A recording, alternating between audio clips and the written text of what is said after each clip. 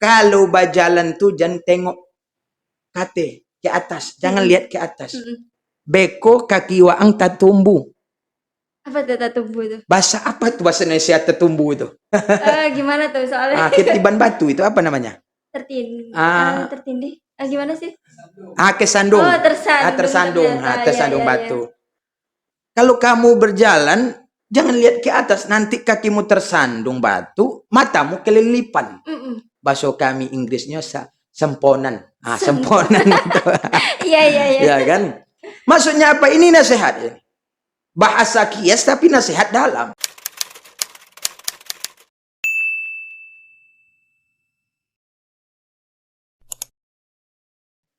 Halo teman-teman, nah di episode kali ini yang pastinya tetap di Alon-Alon Podcast ya, aku udah kedatangan salah satu seorang pemuda. Beliau ini juga merupakan seorang pendakwa ya, wow. Nah siapa dia? Ini dia ada Bang Mustafa Im Kamal. Halo Bang. Halo, assalamualaikum warahmatullahi wabarakatuh. Waalaikumsalam warahmatullahi wabarakatuh. Alhamdulillah, apa kabar Kak? Sehat? Aduh, alhamdulillah saya sehat. Abangnya sendiri gimana kabarnya nih? Alhamdulillah, bil khair, sehat. Alhamdulillah. Boleh dong abangnya kenalan lebih lanjut dengan teman-teman yang di rumah kan? Ya baik, siap. Terima kasih Kak. Perkenalkan, kata orang kan, tak kenal maka tak sayang maka tak cinta. Maka saya izin memperkenalkan diri dulu. Di manajemen Gaza ini ya? Iya, di Alon-Alon Podcast. Perkenalkan, nama saya M.Im Kamal. Saya berasal dari Desa Kotoranah, Kecamatan Kabun, Kabupaten Rokan Hulu, Provinsi Riau, Negara Indonesia, benua Asia, bumi Allah Ta'ala. Saya mahasiswa Winsuska Riau, Sultan Syarif Kasim Riau. Saya alumni Pondok Pesantren Darussalam Saran Kabun. Kalau tanya status ya single. Oh, single nih. Boleh dong Instagramnya kan karena single nih statusnya. Siapa tahu teman-teman mau. Baik ya. Kalau teman-teman semua izin mencari Instagram, Instagram saya Mustafa Im Kamal. Ya, Mustafa. Jangan lupa di follow ya. Ya, @Mustafa Im Kamal ya Bang ya. Iya, betul sekali. Bang Kamal, apa nih kesibukan sekarang? Alhamdulillah, kesibukan sekarang ya sebagai mahasiswa, ya ini mengambil jurusan Prodi Hukum Keluarga di UIN Sultan Syarif Kasim Riau. Mungkin itu saja, dan juga sehari-hari selain itu juga ada juga insya Allah masih sehat badan, Allah izinkan istiqomah di jalan dakwah juga. Wow, iya. Nah, terkait tentang dakwah nih Bang, di zaman pemuda sekarang ini gimana sih menurut Abang perkembangannya itu? Misalnya kayak ya perkembangan remajanya gitu kan, di masa sekarang ini kan udah banyak nih berkembang teknologi-teknologi nih, dan bisa dibilang kalau untuk dakwah sendiri kan sudah tidak banyak orang yang mencakupi ke sana. Nah, itu menurut Abang sendiri gimana? Ya, baik, terima kasih Kak. Kalau saat sekarang ini kita sebagai pemuda tentunya kita adalah generasi dan juga regenerasi, bahwa kita sebagai seorang pemuda ini adalah harapan orang tua, harapan ayah bunda kita, dan juga harapan bangsa dan agama. Maka bagi saya seorang pemuda, semua kesempatan pemuda, setiap kita pasti merasakan yang namanya pemuda, masa muda. Maka bagi saya masa muda itu adalah masa emas. Kenapa demikian? Karena masa muda inilah kita banyak melakukan berbuat. Di masa muda inilah kita bisa melakukan banyak hal, aktivitas kegiatan. Karena badan masih kuat, mata masih sehat, kemana kita masih tidak terikat. Tapi melakukan hal dalam kebaikan. Maka saya sebagai anak muda, saya terus tanamkan di dalam jiwa diri saya pribadi, dan juga berpesan kepada kita semua anak-anak muda, jadikan masa muda kita ini sebagai masa emas.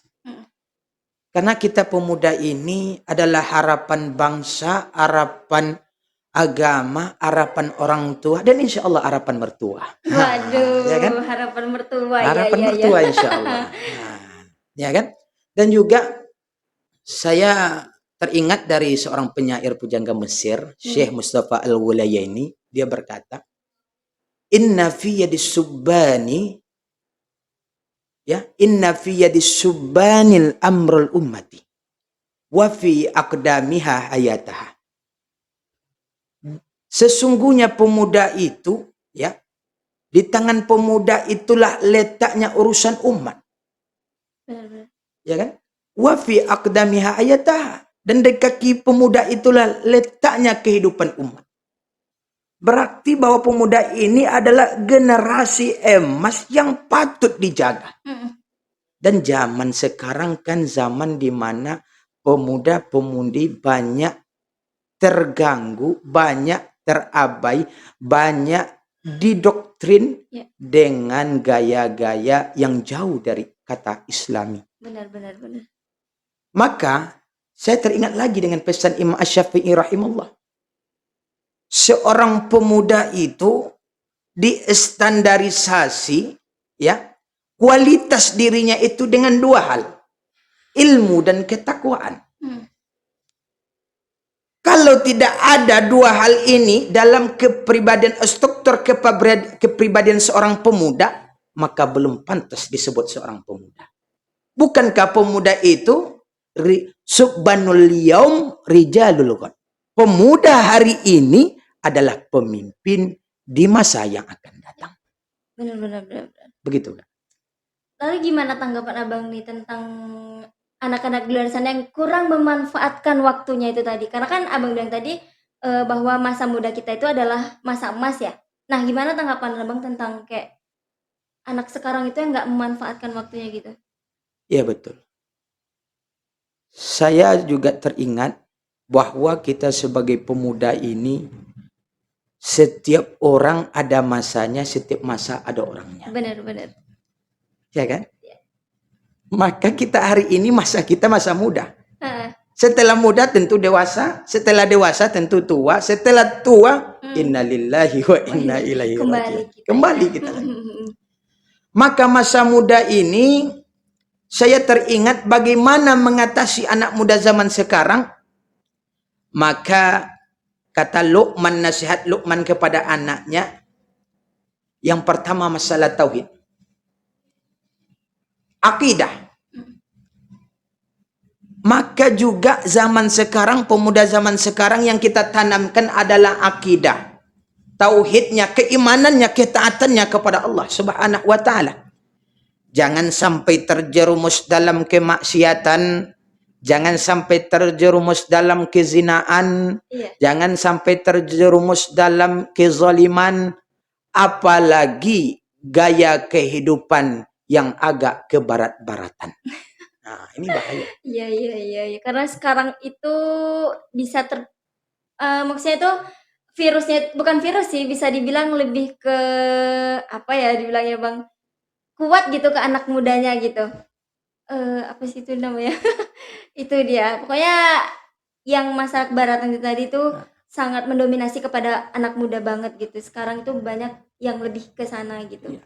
Maka kita juga berpesan bahwa sebetulnya biaya hidup itu tidak mahal, tapi yang mahal itu gaya hidup. Iya, benar. Ya kan? Coba kita contoh kan, air kopi saja di tempat biasa kedai kopi hanya 5.000. Kalau kita dicari tempat yang mahal ber-AC tentunya lebih lagi, 20.000 kan. Yang berarti mahalnya bukan biaya hidup tapi gaya hidup. Iya. Dan ini banyak zaman sekarang, anak muda zaman sekarang ini namanya tak tahu diuntung.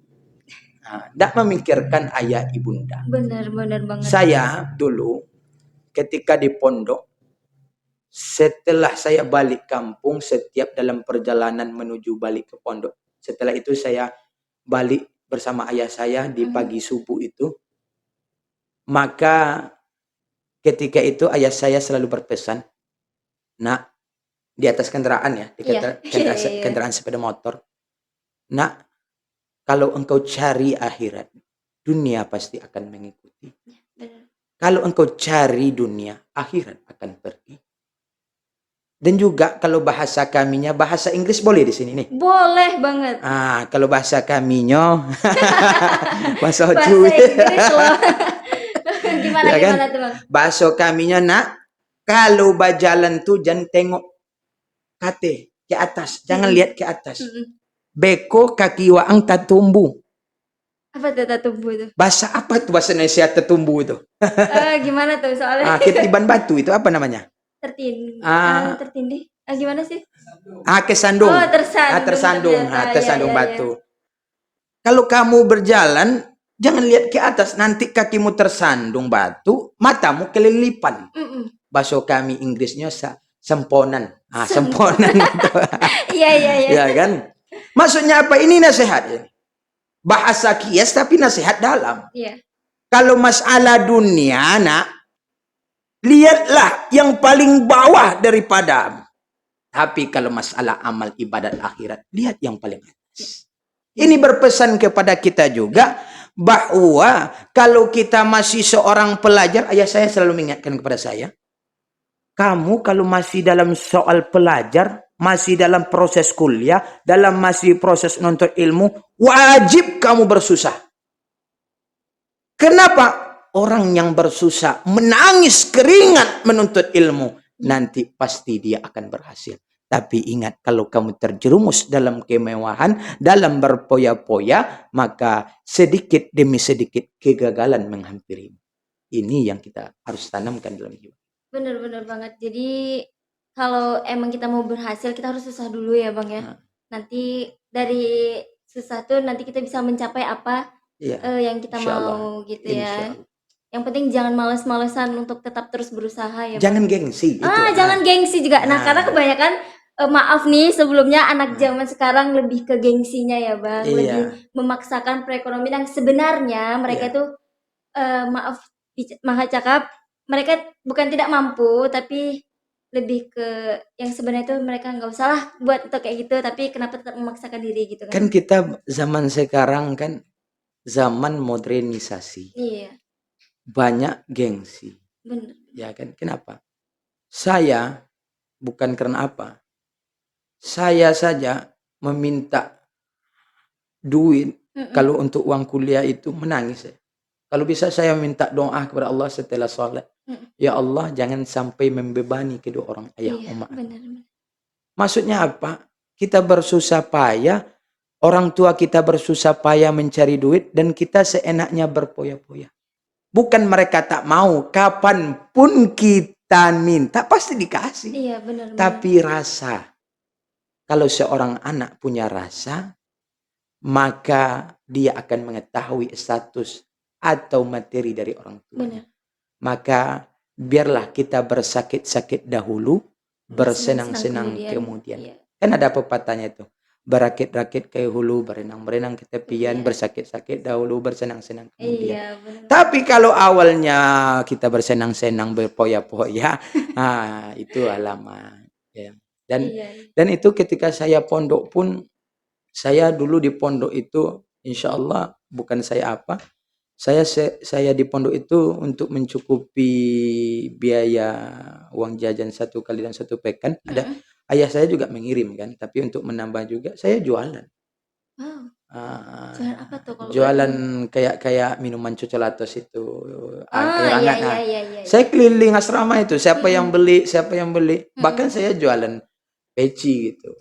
Itu bukan kita tidak, orang tua kita tidak memberi, tapi kita bagaimana sih berjuang itu enaknya mendapatkan duit melalui diri sendiri. Benar Bang. Karena kalau kita udah tahu pasti kita juga bisa ngerasain gitu. Iya, merasakan sendiri. Dan juga begitu dalam dunia dakwah saya ini, sebagai saya seorang pemuda dan saya juga hobi dalam berdakwah. Saya mulai berdakwah itu dari SD lagi. Sampai dari sekarang SD ya. Saya diajarin oleh almarhum datuk saya, Allahumma yarham, yakni Syara'an Tengku Khatib. Beliau itu seorang bahasa kaminya koti di kampung, seorang khalifah juga. Beliau juga berpesan bahwa saya dulu tak mau pesantren. Saya ikut niat saya dulu MTS. Iya. Tapi atuk saya nih, ayah emak saya itu alumni yang sama, alumni Pondok Pesantren Darussalam. Oh iya. Dulu di Batu Bersurat, dan pindah sekarang di Sarankabun. Alumni itu keduanya. Keduanya dari situ. Iya. Kemudian datuk saya ini keras sama ayah emak saya. Kamu tak boleh sekolah yang lain, wajib di pondok itu. Iya. Itulah atuk saya itu Sampai-sampai dia melatih. Ngaji pun saya pandai mengaji karena beliau. Masya Kalau bukan karena tekad beliau, mungkin wallahu a'lam nasib saya kan itu. Karena beliau juga seorang tegas dia Allah. itu, sehingga dengan ketegasan saya itu saya menjadi takut. Iya. Sehingga mulai muncullah giat-giat saya bahwa saya niatkan bahwa beliau itu sangat beruntung, berjasa sekali dalam kehidupan saya. Berarti kegiatan selama ini bukan karena atas paksaan ya Bang ya? Bukan. Emang karena niat hati Iya, sendiri. niat hati. Maka daripada itu cita-cita beliau itu tak banyak bagi saya. Mm-mm. Untuk yang dia pesan kepada saya. Tamat kamu kelas 7 pondok, karena di pondok saya itu 7 tahun kan. Iya. Tamat kamu kelas 7 pondok dan saya dapat melihat kamu pakai jubah kayak jubah orang Arab tuh kan. Itu sudah cita-cita bagi saya, kata tuh saya. Tapi sayang seribu sayang, Allah lebih sayang kepada beliau. Allah panggil beliau pada saya kelas 6. Kelas 6 pondok. Cita-cita beliau tak sampai, tapi alhamdulillah berkat doa beliau saya sampai. Saya titipkan salam derindu kepada almarhum beliau. Kita boleh minum dulu ya Bang? Alhamdulillah ada air minum ya. Ada, alhamdulillah. Kita Alhamdulillah. sebenarnya juga butuh sponsor. Kali aja Abangnya punya sponsor ya kan? Siap insyaallah. Kita usahakan. Boleh bantu gitu. Iya. Kita bantu. Mudah-mudahan alun-alun podcast kita ini punya sponsor nanti. Iya, semoga amin, amin Allah. Nanti insyaallah saya bantu juga. Iya, semoga ya Bang. Semoga. Bismillah.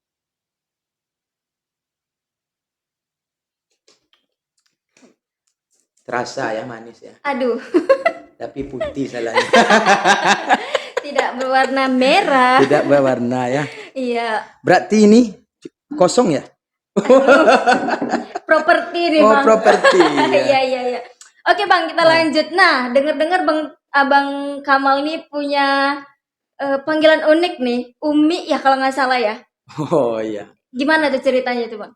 Saya bilang tadi kan, saya atas izin Allah berikan kelebihan sedikit untuk berdakwah. Karena dulu waktu saya SD, setiap saya tidur, HP-nya saya ingat, HP Mito, enggak salah dulu. Belum ada Android. Iya. Setiap saya mau tidur didengarin oleh mendiang Datuk almarhum Datuk saya itu ceramah ke Zainuddin MZ. Setiap malam. Sehingga lirik-lirik ceramah beliau itu saya hafal.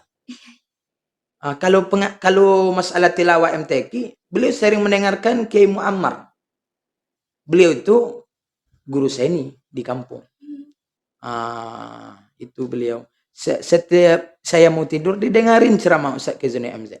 Sehingga saya setiap malam itu terbiasa mendengarnya. Sampai-sampai saya latih dakwah ini, ketika di pondok, saya tutup kamar itu, saya ceramah sendiri. Saya jemaahnya lemari itu. Saya tunjuk, wahai Bapak Gubernur yang saya hormati. Masya Allah. Bahkan saya mau pergi mandi pun saya kayak gitu. Di tempat mandi saya itu ada sungai kan. Di tepi sungai itu banyak sawit. Iya. Seluruh sawit itu saya anggap jemaah. Saya latihan sendiri. Itulah saya. Iya. Ya begitulah dunia dakwah itu. Dakwah itu enggak, ibaratnya kita memiliki mental yang kuat, juga ilmu. Iya. Dan juga kesabaran. Saya dakwah ini, pesan guru saya, minal qulub ilal qulub. Dari hati, maka dia sampai ke hati. Dengan cinta. Dakwah itu dengan rasa cinta. Kalau kayak anak muda zaman sekarang, ya kan, dengan milenialnya kan dengan rasa cinta. Iya. Maka alhamdulillah setelah saya masuk pondok, saya terus belajar, saya asah. Alhamdulillah saya ikut perlombaan, alhamdulillah Allah kurniakan juara. Sampai-sampai saya berdakwah itu, semenjak saya berdakwah itu kelas 1 pondok sudah diundang, sudah diajak. Alhamdulillah ini karunia Allah Subhanahu wa taala. Sudah diundang di kampung. Itu. Alhamdulillah saya berjumpa dengan seorang guru dan juga beliau seorang alim, abid di seorang pasir, tinggalnya di Pasir Pengerayan. Namanya Ustadz Yulisman. Beliau juga mengajar saya dalam dunia dakwah ini. Dia ajak saya berdakwah di Pasir Pengerayan Rokan Hulu.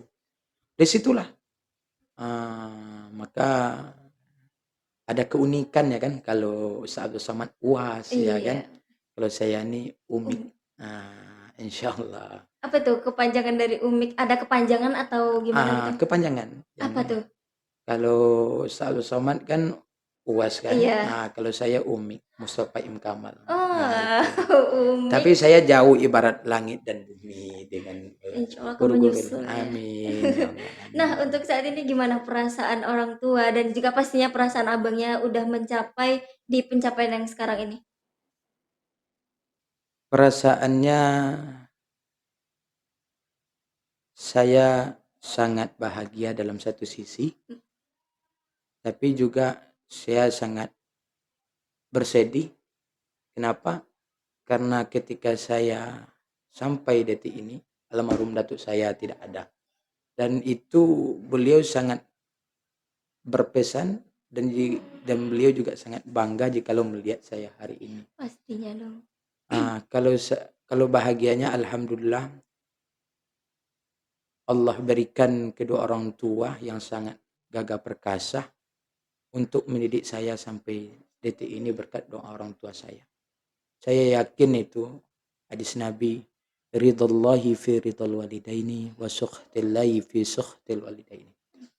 Ridho Allah itu tergantung ridho ibu ayah kita, ibu bapak kita. Murka Allah tergantung murka ibu bapak kita. Saya yakin itu. Setiap saya pulang terus saya minta doa. Saya minta didoakan sama ayah, omak saya, orang tua saya. Berpengaruh dalam hidup saya. Mereka berdua. Mereka itu adalah keramat hidup bagi saya. Bahwa doa orang tua itu pasti diijabah.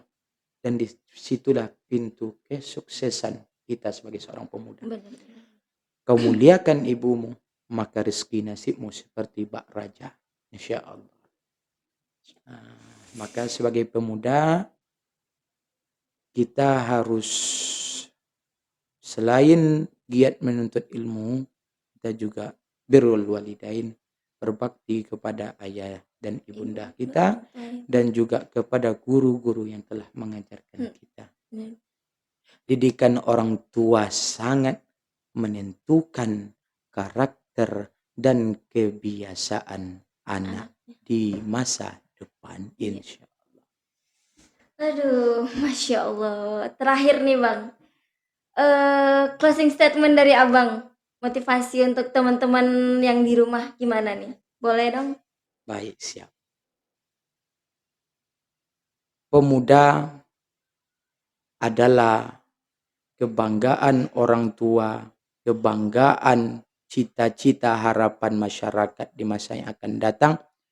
Jadikanlah masa muda kita ini sebagai masa emas sehingga kita bisa merubah dunia ini, insya Allah.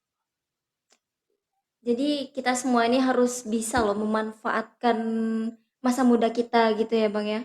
Karena masa muda itu masa emas tadi ya Bang ya. Masa emas. Nah, jadi kita harus bisa memanfaatkannya sebaik mungkin.